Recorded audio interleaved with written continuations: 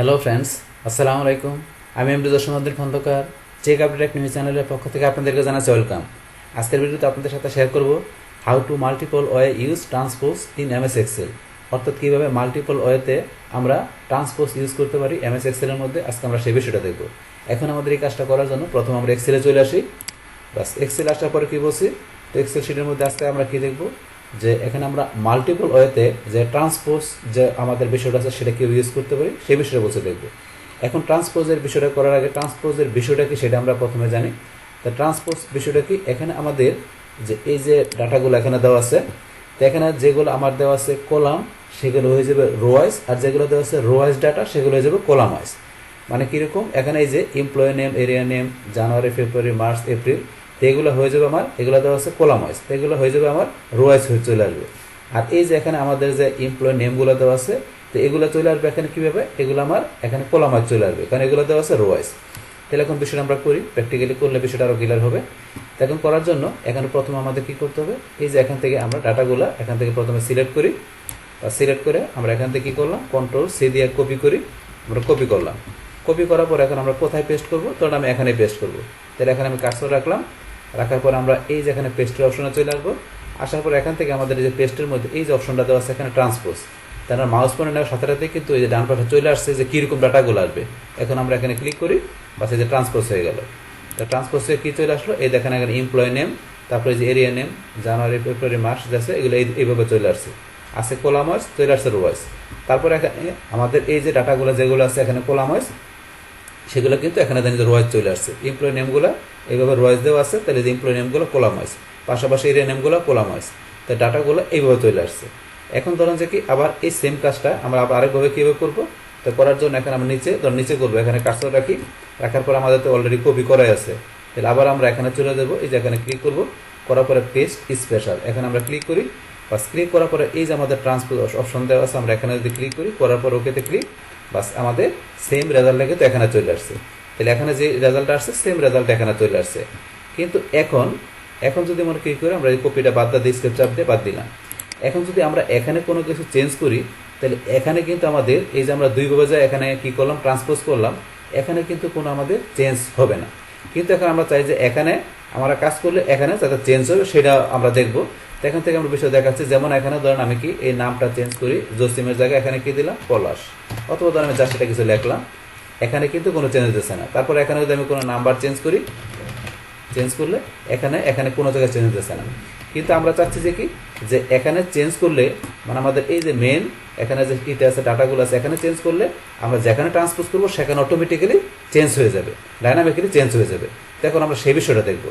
তাহলে সেই বিষয়টা দেখার জন্য আমাদের করতে হবে সরাসরি আমাদের ফাংশনে যে কাজটা করতে হবে, মানে ডিরেক্টলি কপি পেস্ট করে মানে ট্রান্সপোজ না করে আমাদের ফাংশনের মাধ্যমে আমাদের কাজটা করতে হবে। সেই ক্ষেত্রে আমাদের এই কাজটা ডাইনামিক্যালি মানে চেঞ্জটা হবে।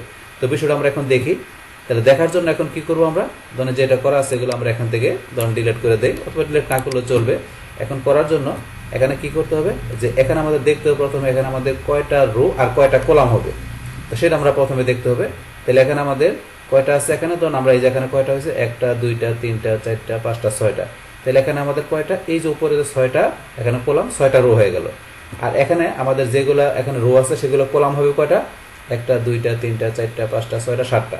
তাহলে আমরা এখান থেকে যখন আমরা কাজটা করব তখন আমরা 6টা নিব রো আর 7টা কলাম নিয়ে আমরা কাজ করব। কারণ এখান থেকে যে দেখতেছি আমরা যে এখানে 7টা কি আছে, এখানে কলাম 7টা রো হয়ে যাবে, মানে 6টা কলাম 6টা রো হয়ে যাবে, আর 7টা এখানে যে রো আছে 7টা কলাম হয়ে যাবে। তো সেইভাবে আমাদের সিলেক্ট করতে হবে। তাহলে আমরা এই পাশে সিলেক্ট করি। তাহলে এখানে ধরুন আমরা 3 4 5 6 7টা কলাম, আর আমরা এখানে কি যে 6টা রো, 3 4 5 6 আমরা এখানে এইটুকু সিলেক্ট করলাম। এখন যদি আমরা ধরেন বেশি সিলেক্ট করি তাহলে দেখেন কি হয়, আমরা একটু বেশি সিলেক্ট করলাম। তো বেশি সিলেক্ট করলে কিংবা আপনার কলাম বা রো আপনি বেশি সিলেক্ট করলে সেই ক্ষেত্রে নিচে কি চলে আসে সেটাও কিন্তু আমরা দেখবো। এটা আমরা একটা বেশি সিলেক্ট করলাম, কিন্তু অবশ্যই আপনারা যে কটা কলাম যে কটা রো আছে সে কটা সিলেক্ট করবেন। মানে বেশি সিলেক্ট করলে কি হয় সেটা আমরা এখন কাজটা করলে বুঝতে পারবো। বা সিলেক্ট করার পরে এখন আমরা এখানে সরাসরি কি করবো, আমরা ট্রান্সপোজ ফাংশনটা ইউজ করবো। তাহলে করার জন্য আমরা এখানে ইকুয়াল সাইন দিব, তারপর আমরা লিখবো এখানে কি ট্রান্সপোজ, এই ট্রান্সপোজ ফাংশনটা চলে আসছে। তো এটার কাজটা কি, এই যে এখানে লেখা আছে, আপনার একটু পড়লে সুন্দরভাবে বুঝতে পারবেন যে converts a vertical range of cells to a horizontal range, আর ভাইস ভার্সা, মানে আপনার ভার্টিক্যাল যে রেঞ্জটা থাকবে সেটা সে কনভার্ট করবে হরিজেন্টাল রেঞ্জে, সে কনভার্ট করে নিবে। এটার বলা হয়, যেটা বলা হয় কি ভাইস ভার্সা, এই বিষয়টা বলা হয় এটা। তাইলে আমরা এখন ট্রান্সপোজ ফাংশনটা এখন ডাবল ক্লিক করে অথবা টেপ প্রেস করে নিয়ে আসি। নিয়ে আসার পরে এখন আমাদের অ্যারে দেখাইতে হবে যে আমাদের কোন জায়গা থেকে আমাদের ডাটাগুলো এখানে ট্রান্সপোজ হয়ে চলে আসবে। তো সেই অ্যারেটা সিলেক্ট করতে হবে। তাহলে আমাদের অ্যারে কোনটা, এই যে আমাদের অ্যারে, এই ডাটাগুলো ট্রান্সপোজ হবে। তাহলে আমরা সিলেক্ট করে এখন আমরা এখানে কি করব, ব্র্যাকেটটা চাইলে আমরা এখন ফার্স্ট ব্র্যাকেটটা ক্লোজও করতে পারি, অথবা ক্লোজ না করলেও এক্সেল অটোমেটিক্যালি ব্র্যাকেটটা ক্লোজ করে নেয়। বাস এখন কিন্তু আমরা এখানে এটা দেওয়ার পরে আমরা কিন্তু এখন কিবোর্ড থেকে এন্টার প্রেস করব না, এন্টার প্রেস করলে কাজটা হবে না।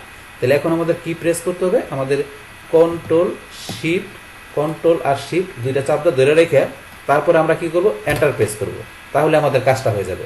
এখন ধরুন আমাদের কিন্তু কাজটা হয়ে গেছে। তাহলে এখন কি কাজটা হলো, এই যে আমার এখানে উপরে যে বসে সেম ভাবে এখানে যে এমপ্লয়ি নেম, এরিয়া নেম, তারপরে এই যে এখানে যে পরে এই যে মাসগুলা, এই যে যেগুলো আসছে, যে উপরের যে আমাদের হেডলাইনটা আছে, যেটা এখানে কলাম ওয়াইজ দেওয়া আছে, সেটা কিন্তু রো ওয়াইজ চলে আসছে, মানে এখানে যেভাবে আসছে এখানে সেম ভাবে আসছে। এমপ্লয়ি এরিয়া নেম, এখানে মাস, তারপরে এই যে এখানে ধরেন যে এমপ্লয়ি নেমগুলো যেগুলো আমার এখানে রো ওয়াইজ দেওয়া আছে সেগুলো কিন্তু যে কলাম ওয়াইজ চলে আসছে, এই যে এমপ্লয়ি নেমগুলো, তারপরে যে এরিয়া নেমগুলো যেগুলো আমার এখানে রো ওয়াইজ দেওয়া আছে সেগুলো এখানে কলাম ওয়াইজ চলে আসছে। এইভাবে কিন্তু কাজটা হয়ে গেল।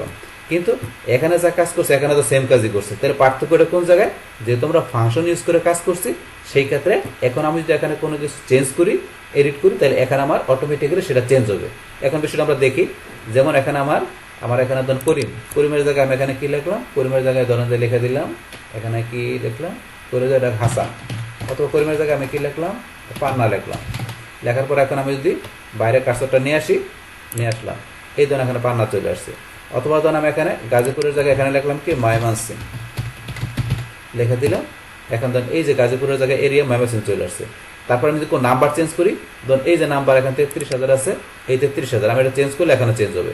33,000 আমার এখানে ধরুন আমি কি একটা নাম্বার লিখলাম, লেখার পরে বাইরে ক্লিক করি, এই ধরুন এখানে চেঞ্জ হয়ে গেছে। সেম ভাবে এখানে আপনি যেখানে চেঞ্জ করেন না কেন, এখানে চেঞ্জ করলে সেম বিষয়টা যেখানে চেঞ্জ হয়ে যাবে। এই যে নাম্বার একটু বড়, তাই এমন হয়ে গেছে।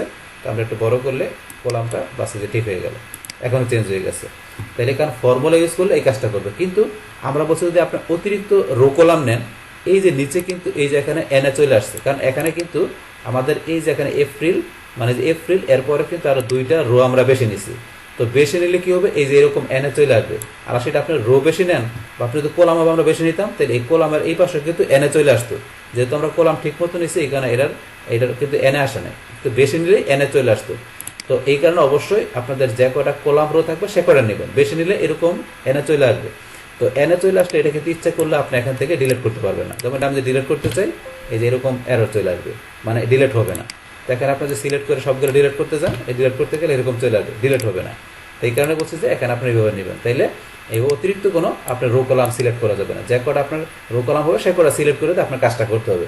সেই ক্ষেত্রে এখানে পারফেক্টলি কাজটা হবে, এবং এখানে আপনি যদি কোনো কিছু চেঞ্জ করেন এবং আপনার এখানেও সেই চেঞ্জটা হবে।